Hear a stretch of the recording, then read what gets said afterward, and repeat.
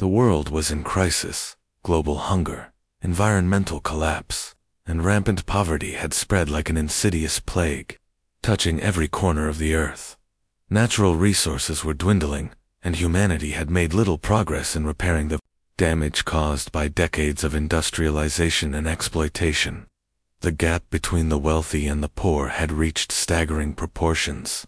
The richest 1% controlled the planet's wealth, while billions lived in squalor, struggling to survive. It was a time of reckoning. The Earth's climate had become unpredictable. Droughts ravaged some areas, while floods overwhelmed others. Crops failed year after year as soil erosion and desertification turned once fertile lands into barren wastelands. Food scarcity was widespread. Every year, millions of people died from hunger. It wasn't just the developing world suffering, it was happening in every nation, even those that had once seemed immune to such crises. Europe, the United States, and Asia were now filled with people waiting in bread lines, their faces gaunt from hunger. The great promise of technology, which had once been heralded as the key to prosperity, had failed to deliver for the masses. In the midst of all this, Lina Cortez sat in her lab, looking at the data before her. It was a grim sight. Her research on sustainable agriculture had come to a standstill. Every method she tested seemed ineffective in the face of the global food crisis. Humanity had tried everything: genetically modified crops, hydroponics, lab-grown meat, but the root problem remained unchanged: greed, corruption, and mismanagement. The planet's resources were finite, and the systems in place to distribute those resources were broken. Lina had once hoped her work could make a difference. But now, as she reviewed her research, the weight of the world pressed down on her shoulders. It felt like a losing battle. How did we get here? She muttered to herself, staring at the data projections that showed only a slight increase in crop yields over the next decade, while the demand for food continued to grow exponentially. The more she studied, the more she realized that the issue wasn't just about food production, it was about how humanity distributed resources. The rich had the means to survive, while the poor were left to fend for themselves. Lina had spent years working in the field of agriculture, and in many ways, she was an expert. But the problems Earth faced were bigger than any one person's solutions. Governments around the world seemed more interested in protecting their power than enacting real change. They were more focused on economic growth and corporate interests than the welfare of the people. And as the global systems continued to collapse, Lina found herself questioning whether humanity could ever truly fix what had been broken. Her thoughts were interrupted by the buzzing of her phone. A message from the Global Food Security Council, an organization that had been working with her on agricultural projects. She opened it quickly. "Lina, we need to meet. Urgent." The message was brief, but it carried a weight of importance that Lina couldn't ignore. She quickly gathered her things and left the lab, heading to the meeting with a sense of dread hanging over her. There was no new solution, no groundbreaking discovery to save the planet. She had spent years attending meetings like this, gathering in rooms with leaders and experts who spoke of change but had never delivered. How could she face them now? The meeting took place in a high-rise conference room overlooking the sprawling city below. It was a city that had once thrived: clean streets, green parks, and tall skyscrapers. Now, it was just another metropolis suffering under the weight of climate change and economic inequality. The rich lived in gated communities, while the poor crowded into slums and makeshift shelters. Inside the conference room, Lina found a mix of scientists, economists, and government representatives, some hopeful, others defeated. The sense of urgency was palpable, but so was the sense of futility. It seemed like they were all talking in circles, offering the same tired solutions that had never worked. Lina took her seat, her eyes scanning the room. She noticed the uneasy glances exchanged between the government officials, leaders who had long been part of the problem. They were not interested in finding real solutions. They were interested in maintaining power. Lena, one of the representatives, Dr. Matthias Firth, began. We've reviewed your latest data on crop yield. It's not good. The projections show that we'll see a 30% decrease in food production over the next 10 years, and a 40% increase in the number of people requiring food aid. Lena nodded. That's right. Our agricultural systems are strained, and the environment is only getting worse. But there's a deeper issue. Here our global systems are broken. We cannot continue to rely on the same models that have led us to this point. Matthias frowned. I'm aware of your concerns, but we don't have the luxury of idealism right now. Lena, we need practical solutions, fast. Lena's frustration boiled over. Practical solutions. We've been trying practical solutions for decades. It's not about food production alone, it's about distribution, access, and equality. Until we address the root causes of inequality, hunger will continue to be a global crisis. The room fell silent. The harsh truth of Lena's words hung in the air, unspoken but undeniable. The system was rigged, and as long as the world's wealthiest continued to control the resources, the rest of humanity would suffer. As the meeting continued, Lena's mind drifted. What would it take for the world to change? Could the Earth be saved? Or was it too late? It was then that a new message came through on her phone. This time, it was a notification from the United Nations, a breaking news alert. Mysterious signal detected from space. Governments of Earth unite to investigate. Lena's heart skipped a beat. A signal from space. She quickly tapped the notification, reading the article. It seemed unbelievable. An extraterrestrial signal had been detected, unlike anything Earth had ever encountered. At first, many dismissed it as a simple anomaly, a glitch in the system. But as the days went on, more signals arrived. This wasn't just noise. This was a message. A message from beyond the stars. The article ended with a cryptic message. We are watching. We are coming. Lena's pulse quickened. Could this be real? Was this the answer to humanity's prayers? Or was it just another false hope? That night, as Lena lay in bed, her thoughts were consumed by the strange signal. Could this be the breakthrough humanity needed? Could extraterrestrial intervention be the key to solving Earth's greatest challenges? As the world spiraled deeper into crisis, Lena couldn't help but feel that something greater than human hands had set this in motion. The message had come from the stars, and it wasn't just a signal, it was a lifeline. She closed her eyes, her mind racing with possibilities. The planet was on the brink, and perhaps, just perhaps, this was the chance they had been waiting for. Lena couldn't stop thinking about the signal. The news was all anyone could talk about, and as the days passed, the once distant idea of extraterrestrial intervention began to feel more real with every new transmission. The world had been in crisis for so long, and now, a message from the stars had arrived, a lifeline, or so it seemed. But what did it really mean? Who or what was reaching out to humanity, and why now? The days following the broadcast were filled with confusion and excitement. News outlets around the world bombarded their viewers with updates, interviews, and live feeds from space agencies. The United Nations held an emergency meeting to discuss the implications of the signal. World leaders and scientific experts were called to make sense of it all, but the answers they gave were vague at best. Lena found herself caught between fascination and skepticism. As an agricultural scientist, she had always been pragmatic, grounded in the realities of soil and crops, not fantastical ideas of alien intervention. But the signal was unlike anything Earth had ever encountered, and she couldn't help but feel a sense of urgency. The desperation of humanity's situation seemed to reach a boiling point just as the message came through. Could the two be connected? It was early morning when Lena received the invitation to a special UN summit. The message was brief, but to the point. Join us for the first global briefing on the alien signal. Your expertise is needed. Lena hesitated for a moment before responding. The invitation had come from Dr. Raj Patel, a close colleague of hers, from the World Food Security Council. He had been working alongside her on sustainable food initiatives for years and had become a trusted voice in global discussions on agriculture.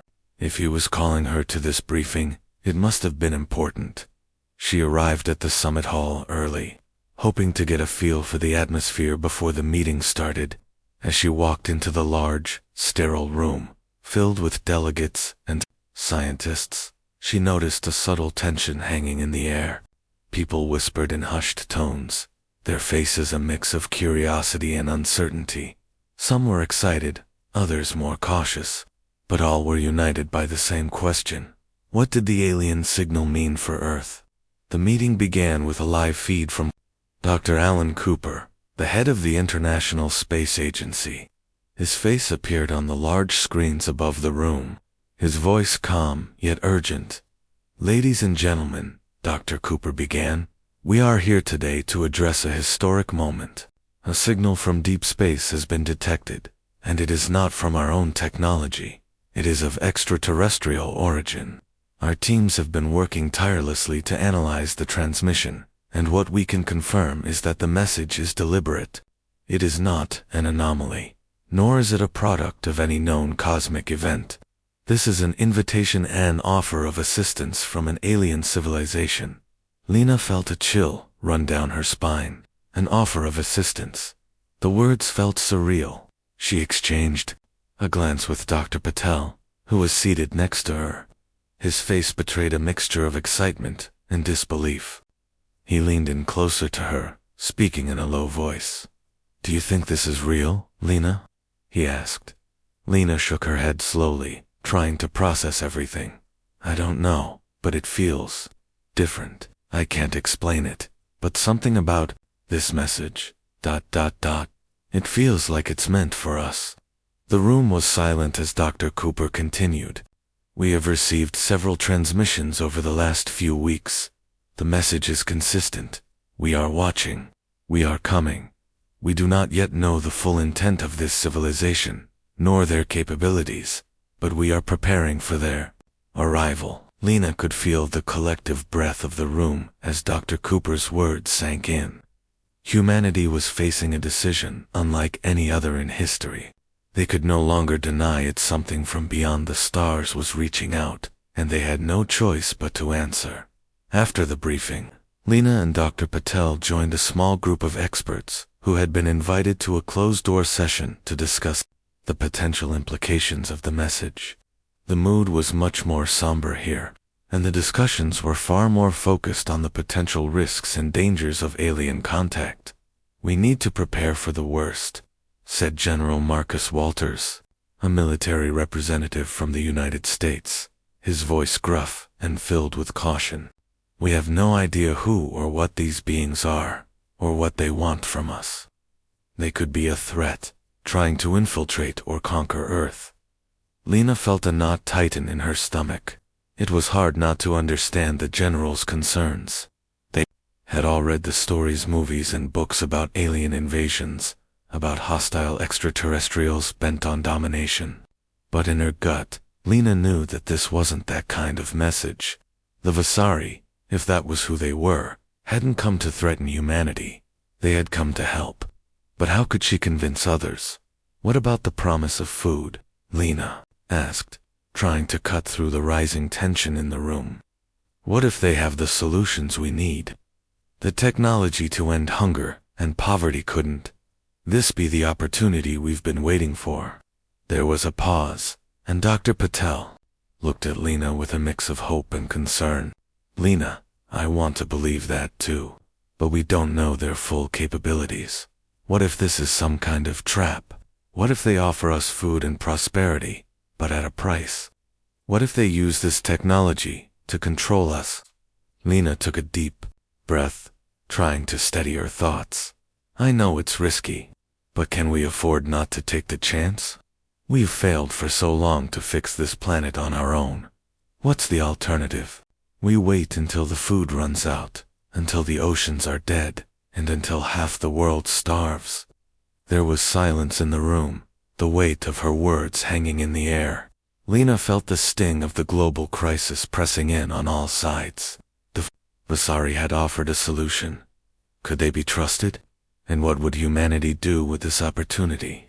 Could they really accept help from beings beyond their understanding? Or would they fall into the same patterns of distrust, fear, and greed that had caused the planet's downfall? We don't have a choice, Lena said finally, her voice firm. We need to act, and we need to act now. If the Vasari are offering to help, then it's up to us to decide whether to accept it. We've spent decades fighting over resources, struggling to survive, and look where it's gotten us. It's time for a change. Dr. Patel looked at Lena, his eyes filled with both admiration and doubt. You really believe this is the answer? Lena nodded, her resolve strengthening. I believe it's our last hope, and I think we have to trust that the Vasari are offering us a way out, a way to fix this. The days that followed were a blur of meetings, press conferences, and debates. The world had been given a chance, an unprecedented opportunity. The Vasari, as they had introduced themselves, were coming to Earth to offer their help. The question was no longer whether the message was real, it was whether humanity would be willing to accept the help and trust the extraterrestrials who had watched over them for so long. As Lena returned to her apartment that evening, the weight of the decision hung over her. The future of Earth was no longer just in the hands of its leaders. It was in the hands of everyone. Would humanity embrace this chance to save the planet, or would fear and distrust drive them to reject it? Lena stood by her window, staring up at the stars. The Vasari were coming, and humanity had no idea what they would find when they arrived. The world had been holding its breath for weeks, and finally, the moment arrived. The alien ships, gleaming with an otherworldly energy, appeared in the sky, hovering above Earth's cities in perfect harmony with the planet, massive and radiant. They drifted down from the heavens, casting long shadows over the land below. The sight was overwhelming, surreal. People gathered in the streets to witness the unimaginable extraterrestrial beings making their presence known to a world on the brink of collapse. For months, humanity had been on the edge of its seat, wondering who or what was behind the cryptic transmissions from space. Now, standing before these enormous luminescent ships, humanity faced the reality of their existence. It was not a hoax. It was not a dream. It was real. Zara stood on the rooftop of her apartment building in New York, looking up at the sky. The sight of the ships was awe-inspiring, but it also filled her with a deep sense of uncertainty. She had been involved in the early discussions about the Vasari, listening to scientists and world leaders debate their potential help, but this was something different. This was no longer a theoretical question. The Vasari were here, and they were offering humanity a way out of the chaos. The question now was whether Earth was ready to accept that help or if fear would push them away. The news networks across the globe were broadcasting live feeds of the ship's arrival, and soon, every major city on Earth had gathered in front of their screens. People waited in anxious silence, the anticipation thick in the air. At the United Nations headquarters, delegates from around the world had gathered to discuss the alien arrival. The room was filled with tension, the atmosphere thick with uncertainty.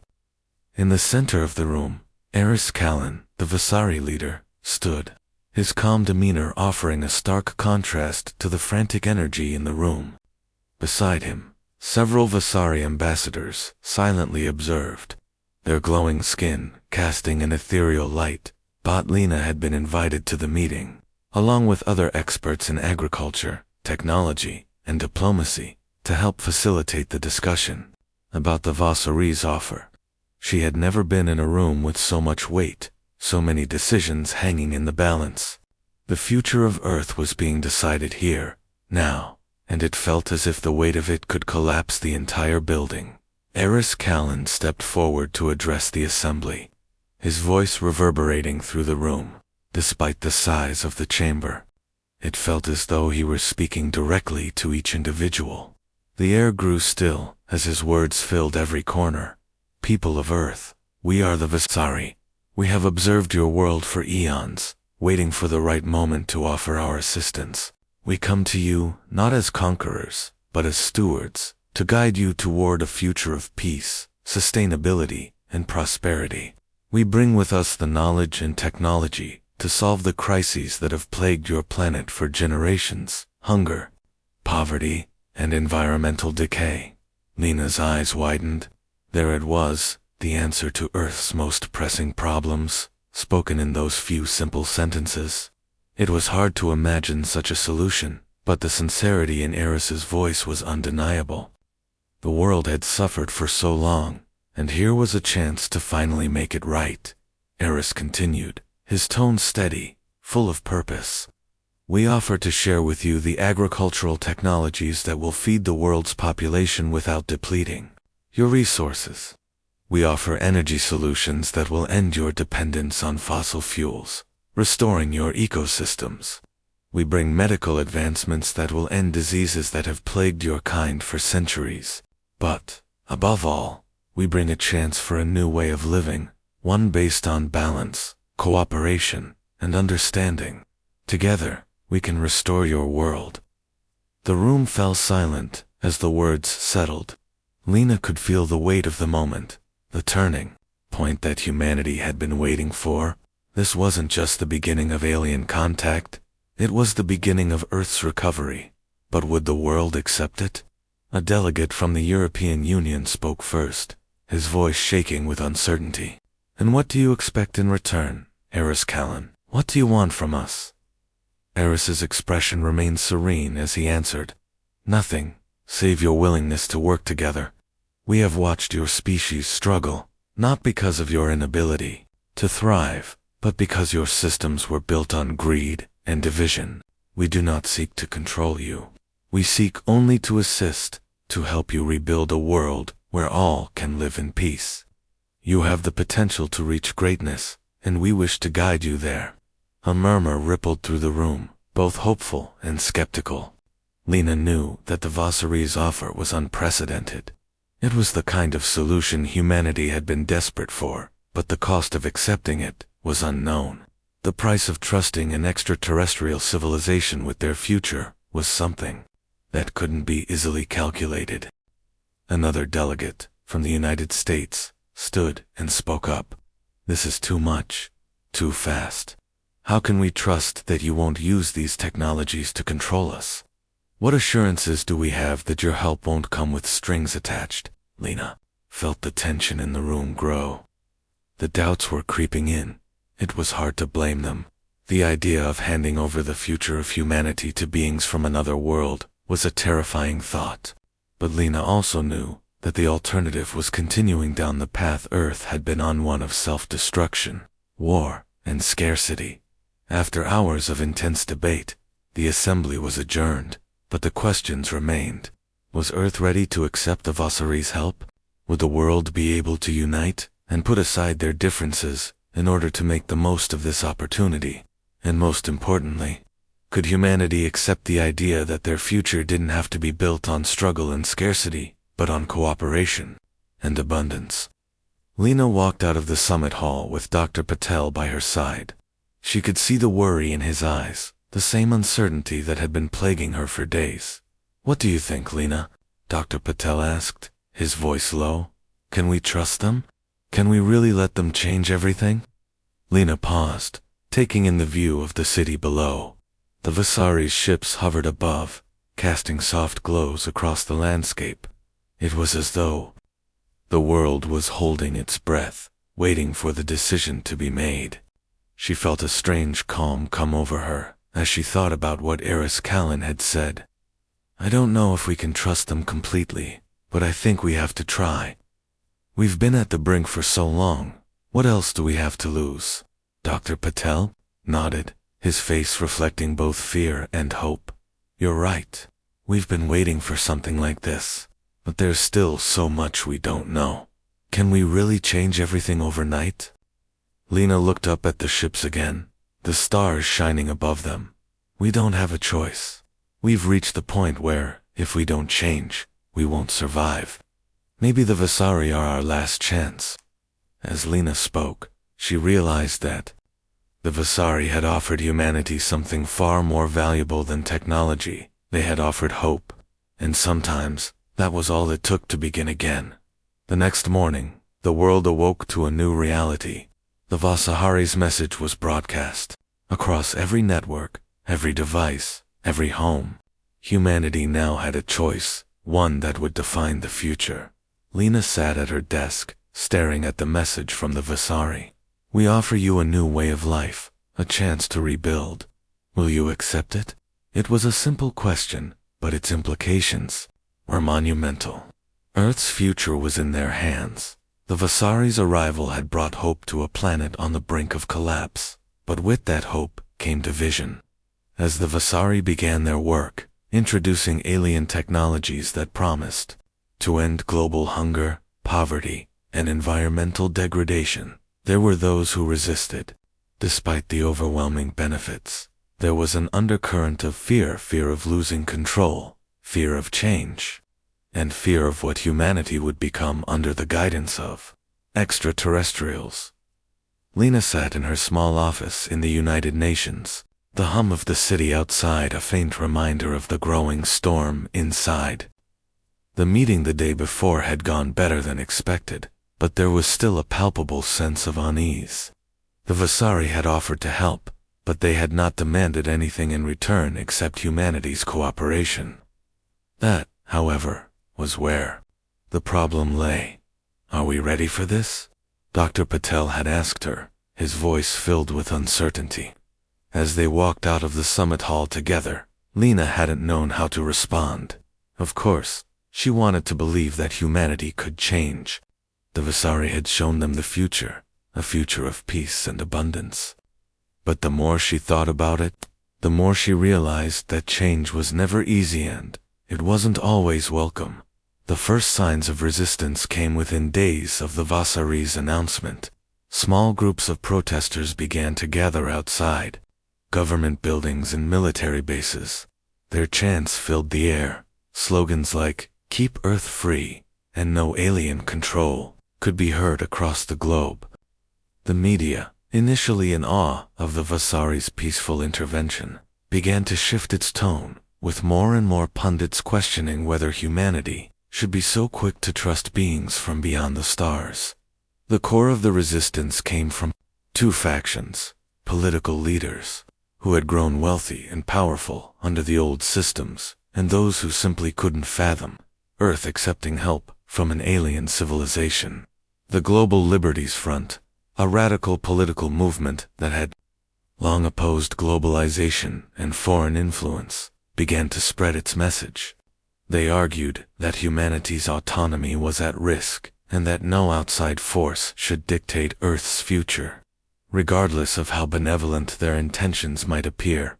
Among the leaders of this movement was Victor De Luca, a former politician who had once held power in the United States, but had been discredited after a series of corruption scandals. He had always been a charismatic figure, and now, in the face of the Vasari's arrival, he had found a cause to rally behind. His speeches were filled with fiery rhetoric, invoking the idea of human independence, freedom from foreign interference, and the need for Earth to reclaim its future. "We've been promised prosperity before," De Luca's voice echoed on screens worldwide. "But every time, we've paid the price in blood and freedom. Now the Vasari come, offering a better life. But what do they want in return? What price are we willing to pay for their technology, their peace? We must ask ourselves, what are we giving up when we accept their help?" The argument seemed simple, but its implications were far-reaching. The Vasari were offering to solve Earth's problems, but the price of cooperation was unclear. Could humanity retain its sovereignty while accepting help from another civilization? Would they lose their identity, their power, to beings from the stars? Or would the Vasari's solutions be the key to a better future? Lena couldn't ignore the fact that De Luca's words were resonating with people. There was a fear spreading Not just from the political elite, but from the average citizen. Some felt that they were too vulnerable to accept help from a civilization they didn't fully understand. Others simply feared that Earth was not ready for such a monumental shift. At the same time, the Vasari continued their work on the ground. Their teams worked tirelessly to set up sustainable farms, energy grids, and water purification systems. The world watched in awe as once dead soil became fertile again. Crops began to grow with minimal water, and the Vasari's energy solutions powered entire cities without emitting harmful pollutants. But even as their technology brought results, the resistance only grew stronger. The protests became larger, more organized, and more violent. In several regions, the police clashed with protesters, and in some places, rogue military units began to form to oppose the Vasari's initiatives. The world was splitting into factions, those who embraced the Vasari's help, and those who feared what it would cost. Lena knew she couldn't ignore the growing tide of resistance.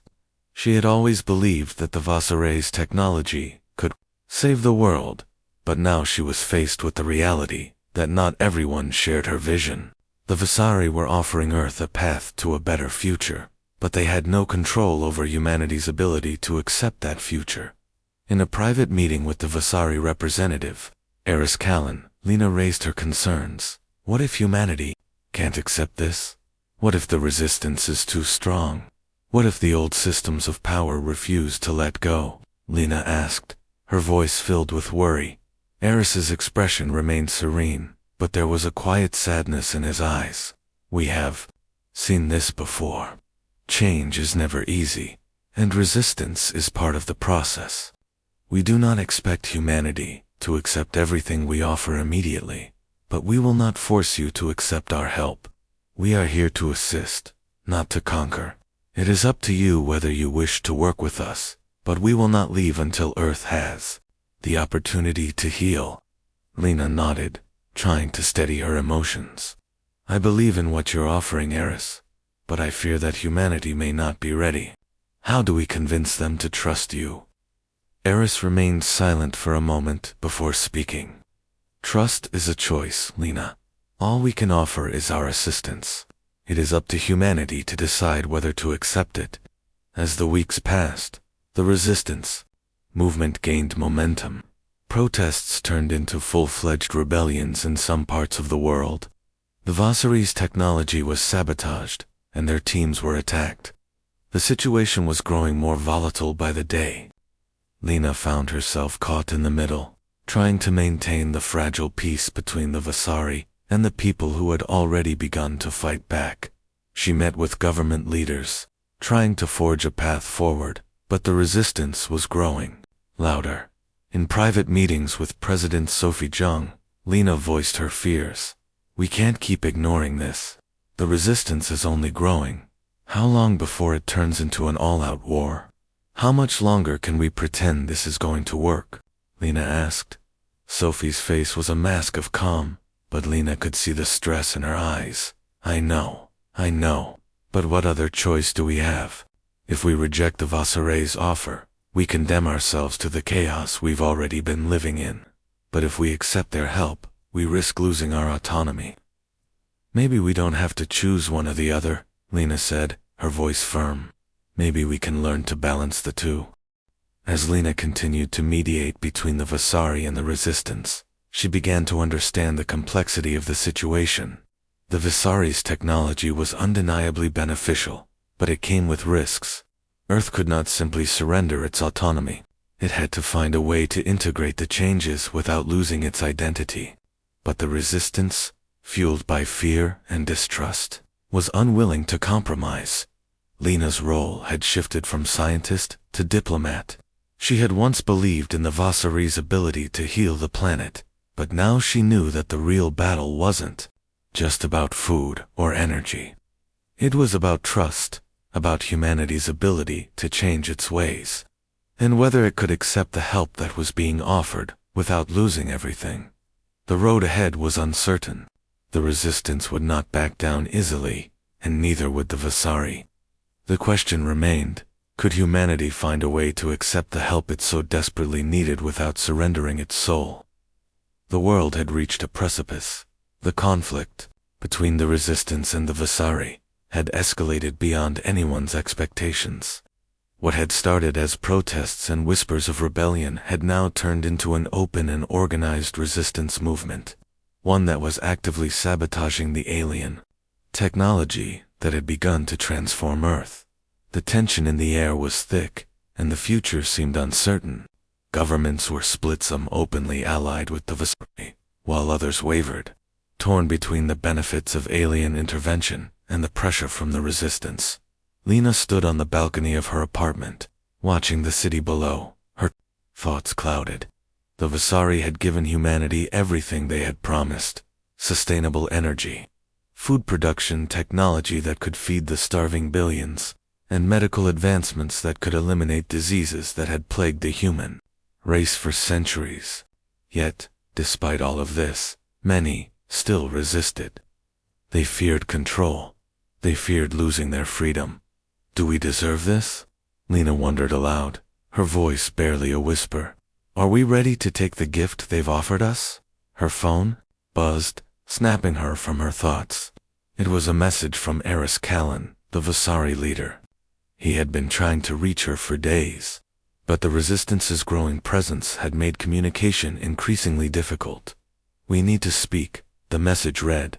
Meet me at the designated location. Lena's heart skipped a beat. She had been avoiding this meeting for days. The Vasari were offering peace, but they were also standing firm on their stance. They wouldn't leave until Earth had the chance to heal. Yet, the Resistance was making it harder and harder to maintain that fragile peace. She grabbed her coat and left the apartment, determined to meet with Eris. The world couldn't wait much longer. The designated location was one of the Vasari temporary bases set up in the outskirts of New York.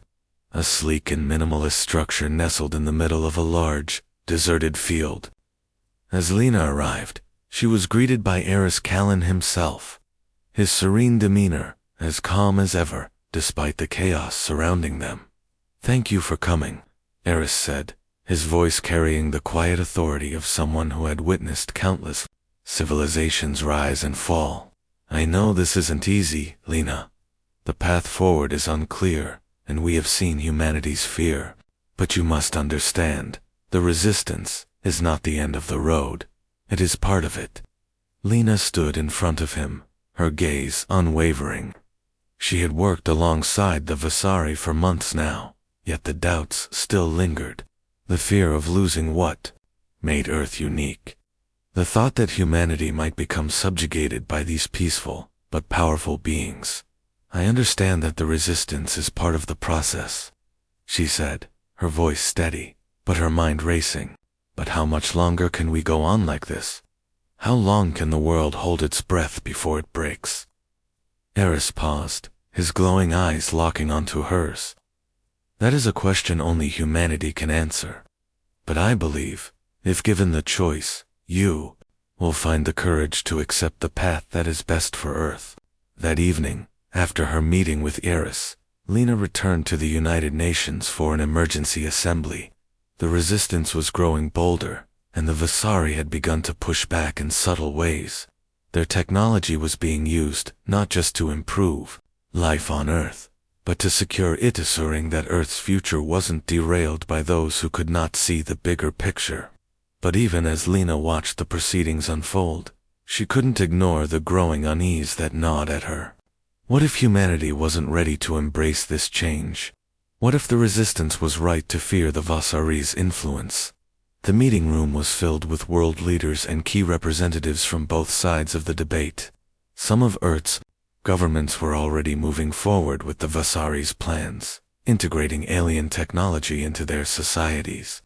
Others remained in denial, clinging to old power structures, unable to see the opportunity for true change. President Sophie Zhang was the first to speak. She was a vocal supporter of the Vasari, having aligned herself with their offer of global transformation. Her message was clear. We cannot let fear decide our future. The Vasari have already given us what we've been waiting for, so to our food and energy crises, technologies that can heal our world. It is time to embrace this chance for a better tomorrow. But before she could continue, a general from the resistance faction rose, his voice cutting through the room with sharp urgency. "Embrace this chance," he sneered. "You want us to embrace their control? These beings, these so-called saviors, offer us nothing but subjugation. We've been promised peace before, only to find ourselves stripped of our sovereignty. The Visari may offer us abundance, but at what cost? We must resist. We must protect our freedom." Lena felt the heat of the debate rising, the room dividing itself into factions, those who wanted the Vasari's help, and those who feared it. The air was thick with distrust. The argument was no longer just about technology or resources. It was about something much deeper: control, freedom, and the soul of humanity. Lena stood up, her heart pounding. The resistance is right about one thing. Change is terrifying. But we have to ask ourselves, what is the alternative? A world where we continue to fight over resources, where billions die from hunger and disease, where inequality grows ever wider. We have a chance to change all of that, to build something better. I believe the Vasari are offering us the tools we need to make that change, but only if we trust them. There was a moment of silence, and then a voice from the back of the room broke through. And what if that trust is misplaced? What if we lose everything we hold dear? The fear in the voice echoed through the room. It was the question that everyone had been avoiding. What would humanity lose in accepting the Vasari's offer? Lena left the meeting feeling the weight of the decision pressing on her chest. As the days passed, the tension continued to mount. Earth's future was now a fragile thread, hanging between two forces: the hope for a new world and the fear of losing control. The Vasari were offering peace, but their peace came with the promise of global unity, of systems that were designed to eliminate the deep inequalities that had long plagued humanity. The resistance, however, argued that the price of this peace was too high. They feared that accepting the Vasari's help would mean accepting their control, losing the autonomy and freedom that humans had fought so long to achieve. Lena understood the fear. She had felt it herself. But deep down, she knew that the choice before humanity was no longer about whether to fight or accept the Vasariate, was about what kind of world humanity wanted to live in. The Vasari had not come to control humanity. They had come to offer help, to offer peace. But peace, as history had shown time and time again, was never simple. It came with compromises, with sacrifices. And now, humanity had to decide whether to embrace the future that the Vasari had offered or to reject it and face the consequences of a world left to its own devices. Lena's decision was made. She couldn't stand by and watch Earth destroy itself. Humanity had been given a chance to break free from the cycle of destruction and suffering, and she would fight for it, no matter the cost.